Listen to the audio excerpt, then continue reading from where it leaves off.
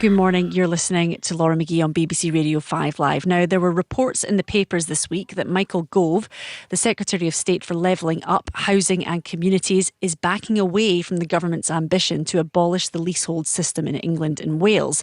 Here's what Mr Gove told Sky News in January. We want to introduce legislation in the final parliamentary session, so later this calendar year, in order to change the leasehold system. It's not easy in legal terms because, when you've got a tangle of property laws going back hundreds of years, unstitching all of that is difficult. But the fundamental thing is that leasehold is just it's an unfair form of property ownership. In crude terms, if you buy a flat, that should be yours. You shouldn't be on the hook for charges which managing agents and other people can land you with, which are, gouging. But is that commitment still there? Harry Scoffin is a housing campaigner with Commonhold Now, a grassroots campaigning organisation committed to replacing the leasehold system in England and Wales with a system of Commonhold. That would mean that people who buy flats, for example, could make collective decisions on things like insurance and repairs. When we spoke, I asked Harry what was wrong with the system as it stands. Yeah, so leasehold is actually unique in the world, more or less, to England and Wales. And it basically gives you a right to occupy a property, normally a flat, for a set number of years. But effectively, you have a tenancy agreement. And obviously, with a tenancy, you have a landlord.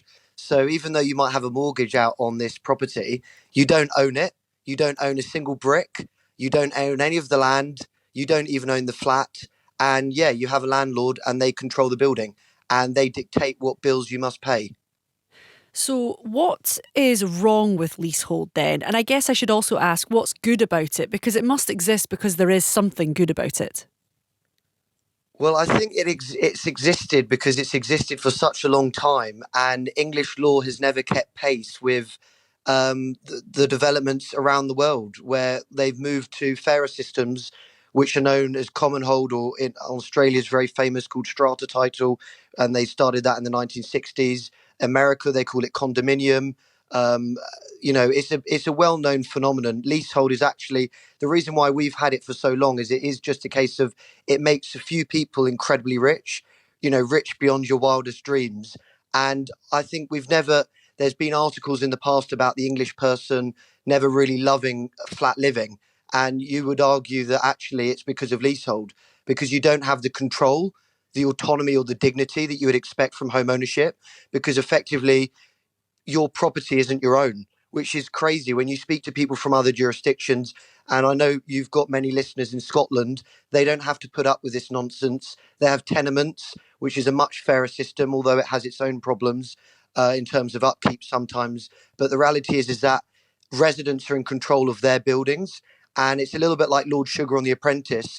If they're being ripped off, they can say you're fired. Yeah. So it's a democratic system, Commonhold, and obviously Scotland has a sort of equivalent in tenements. But the reason why leasehold has lasted as long as it has is it has its roots in 1066, William the Conqueror nicking all the land and giving it to his palace favourites. And basically, it's entwined with the British class system or the English class system and capitalism, really.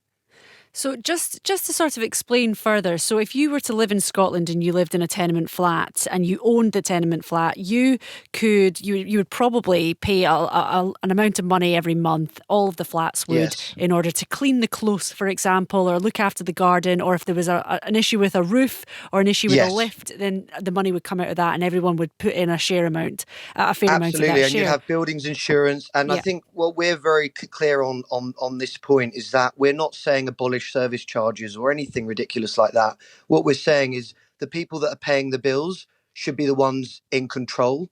And it's a little bit like a mobile phone provider. I can change that very easily. But for the most important purchase of my life, a flat, a home, I'm locked into a monopoly. That's not capitalism. And for many leaseholders, we've done a recent poll with Opinion that's just come out in the last few days. It shows 73% of leaseholders support not only abolishing leasehold, but moving to a Commonhold, a fairer system. And, I'm going to get political here, but voters in the red wall, there's almost half, 49% of those pivotal voters in the red wall support this agenda, but also blue wall. That's become a very, very topical issue because we've had the local elections recently. 63% of voters in the blue wall support this agenda. So I'm going to do a little detour here, but I bumped into Rishi Sunak, the Prime Minister, some years ago now, but he was a lowly local government minister at the time under Theresa May, and it was in someone's living room, believe it or not. And he said, "Well, what do you do?" And I said, "Well, I'm doing this campaigning to free my mum. Her service charges have gone up £10,000 in 5 years, and there's no swimming pool, there's no gym, there's no garden. The freeholders offshore, unaccountable and faceless." And he basically said, "Oh, what my colleague Heather Wheeler is doing some good work on this. The government understand there are problems with leasehold." And you know what he said? He said leasehold is a scam.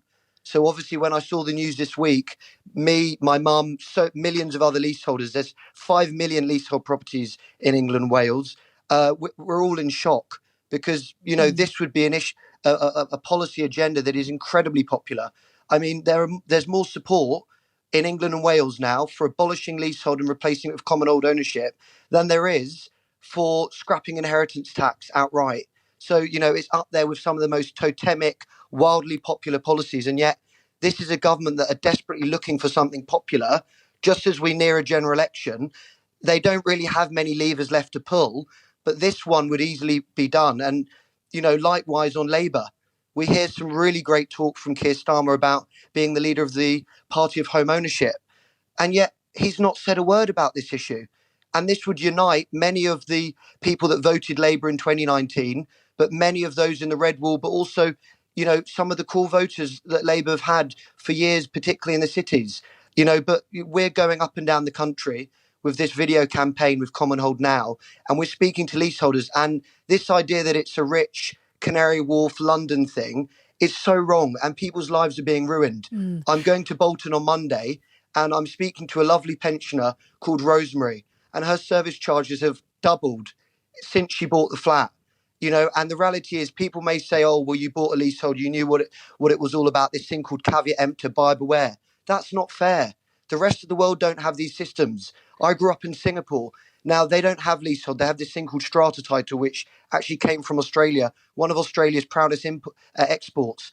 And you know what?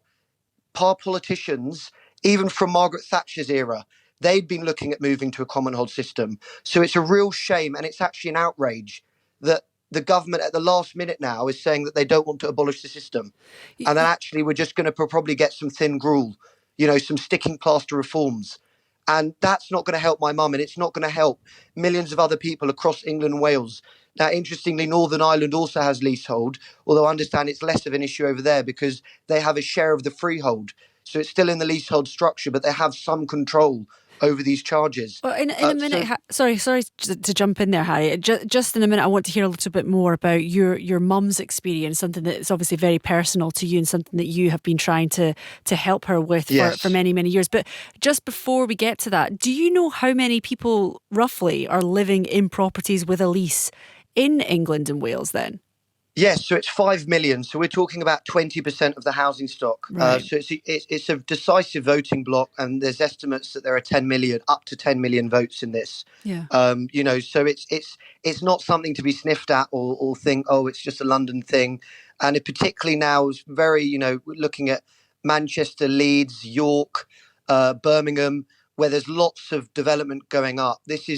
The reality is, if you don't deal with this issue as a political party, whether you're Labour, Conservative, whatever, you're creating a whole new class of mortgage renters that are basically in serfdom to these freeloading freeholders, I call them. The reality is, these freeholders, that you're probably going to have one of their representatives on in a minute, and they'll talk about them being noble custodians and they care about the buildings. But I've got to cast your mind back 6 years on from Grenfell. And what that horrific tragedy showed in the succeeding years is that these freeholders will take the incomes in the good times, but when it comes to paying for their own property, they don't want to pay. And the government now have had taxpayer money, billions of pounds, to try and sort this issue because these so-called building owners don't want to pay. So what's the point of them? They don't have them in Scotland and they don't have them in the rest of the world. So why do we need them? Tell me a little bit more then, Harry, about what happened to your mum, just in terms of the actual sort of monetary element of it, so that people Yes. can, in their head, get how Yes. severe a rise in cost this has been. Yeah, so my mum, with my dad, they're divorced now, but they bought the flat sort of 2010, 2011. I think at the bottom of the market, prices were not good, and it was a good place to buy a home. And to be honest, we'd never had a flat, so maybe you're going to have listeners writing in saying you're ignorant. But the reality is that when you buy a flat or any property, you may fall in love with it, And the reality is that I've got a sister who's training to be a lawyer. The whole system is built around, well, leasehold, that's all we do here. That's just the condition of sale. Anyway, the service charges in the last 5 years have gone up by £10,000. Now, you might say, well, that's obviously going towards something, but we have flats now going at auction. You can buy a flat now in this building, and if you're looking to buy, I really do implore you, but for £380,000, and we're just a few minutes away from Canary Wharf Crossrail Station. And the reality is, you can't even buy a garage for that amount of money, in this part of London or really anywhere now. You're lucky to get a shared ownership flat for that, which is another scam I tell your listeners not to buy. But the reality is that we've got no control. And people might say you've got rights to go to tribunal. It's ruining people's lives. Going to tribunal, we have a development down the road. I'm not going to name it, but the leaseholder there that was running it is retired. She also happens to be a magistrate judge, and she has an accounting background. And after 3 years, she finally got the hearing and she got the ruling. But at the hearing, I was there, she broke down in tears and she just couldn't believe. And you need to see the picture of all these ring binders and folders. The reality is that this is not a dignified way to live in a home, and you don't have any control. And you're a cash machine for these people that have the freehold rights over your home. And it does go back to serfdom. Lawyers will roll their eyes, but it does. It goes back. You can look at copyhold. You can look at, agricultural tenancies. The reality is leasehold was never designed for multi-occupancy residential buildings. It just wasn't. But there was this thing that positive covenants can't run with the land. And briefly, that just means you can't really get these obligations to maintain a building to go beyond one buyer. But basically, the UK government sorted it out with Commonhold. Margaret Thatcher tried to bring it in. The last day that she was Prime Minister, there's who's still alive, the incredible Lord McGhie of Clashfern. He brought out a Commonhold draft bill with the Law Commission. John Major in 1992 won a shock majority. And in the manifesto, he wanted to bring in Commonhold. They ran out of time, and it was in the end for Labour. And interestingly, Nick Rainsford and the late Frank Dobson authored a report. It was one of Tony Blair's first policy initiatives, and it was called An End to Feudalism. And guess what? It's deleted. You can't find a copy anywhere. You can't even go and get it at the British Library. After 5 years of searching, I found it, and it's a document no one wants you to see. But it basically gave this incredible route map on how to abolish leasehold, which was respecting of freeholders' human rights. Can you believe it?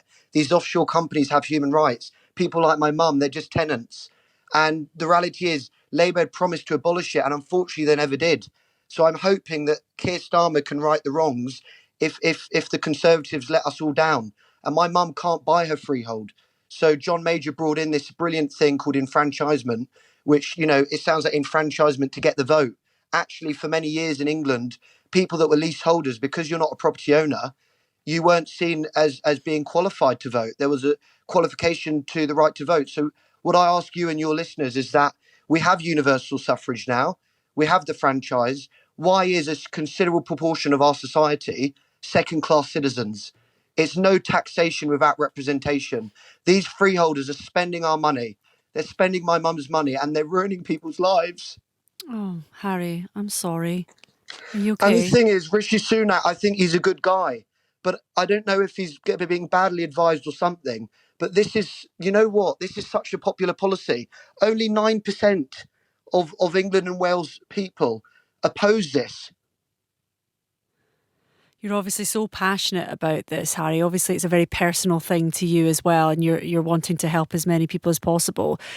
What has happened this week, that the reports in the papers that Michael Gove, the Secretary of State for Levelling Up Housing and Communities, is mentioned backing away from the government's ambition to abolish the leasehold system. I mean, what do you hope will happen next then? What do you think is Well, going I to mean, to be happen? Have you got honest, hope? I don't want to sound ungrateful because it sounds like there is going to be a bill of some measures in the King's speech in November, which is fantastic given that the last Prime Minister, Boris Johnson, and well, it wasn't him personally, but his advisors again advised that this policy didn't make sense or it wasn't going to win any votes. It was unconservative, whatever that means. It was anti-business. Try telling that to basically the majority of the world outside of England and Wales, and that they do very well. Developers make lots of money off Commonhold, and all the rest of it.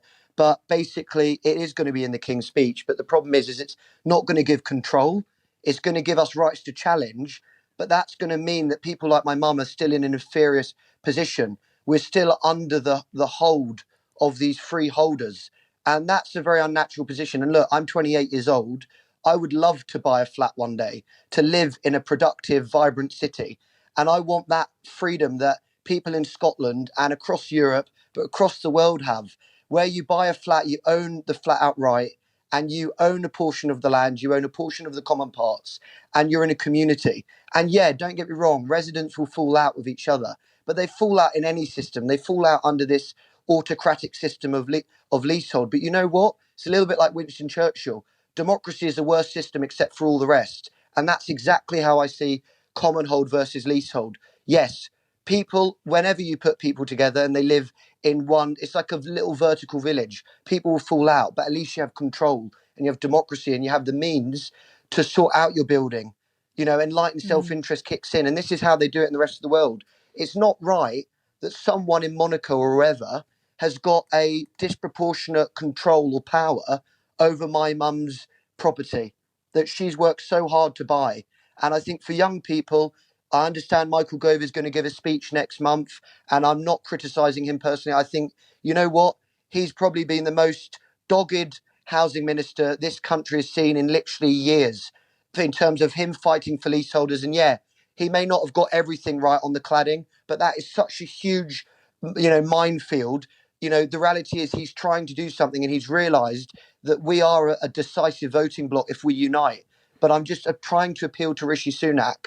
And if he won't listen, at least Keir Starmer, who I think does stand for, fairness, equity, social mobility, and also young people. And I just also want to give a shout out to Quajo.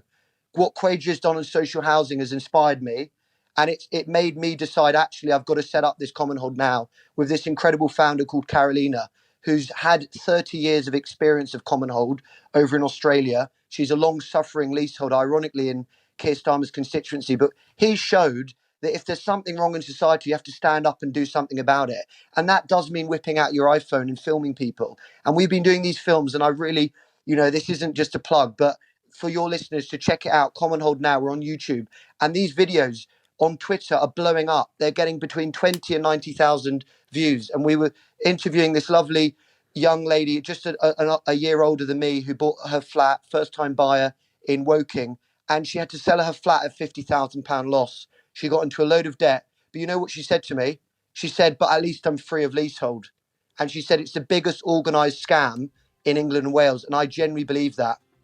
Harry, thank you very much for giving us your time today. That's Harry Scoffin, a housing campaigner with Commonhold Now. Thank you very much, Harry. Thank you so much.